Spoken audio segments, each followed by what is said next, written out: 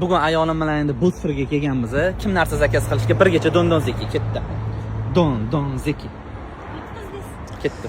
Mayli, bugun puldan qizg'anish yo'q. Bir hayitga hayitli bo'lsa, ayolim crossword yechganda menyuga kirishib ketdi. Men ham bir bola bo'lib steak yeb, steak zakaz qildim. O'g'lim bardak choyi jonini oldi. Aytgancha, ukam ham biza bilan birinchisiga pide, asalli mehr bilan tomizdim. Tomizilgan asalli pide bilan oshqozonga oqizdim. Yayradi-yu, dil sayravordi til. Ittimu, puliga qaramadim bugun deb. Faqat rasmda ko'rgan salatimni ham zakaz qildim. Mazasi zo'r ekan, lekin men tushunmadim buni nimaligiga. Endi bizni murskoy kapriz bilan pintuzi yeb yurgan bolamiz-da baribir.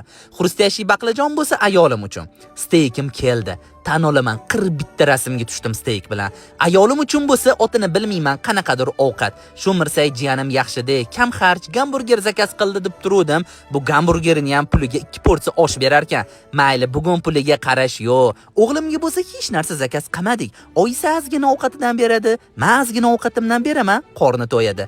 Xullas, pichoni charxlab, steakni jonini olishga hujumga o'tdim. Mazasi zo'r, gap yo'q. Bugun men o'zimdamas edim. Taxmin qiling, shot qancha bo'ldi?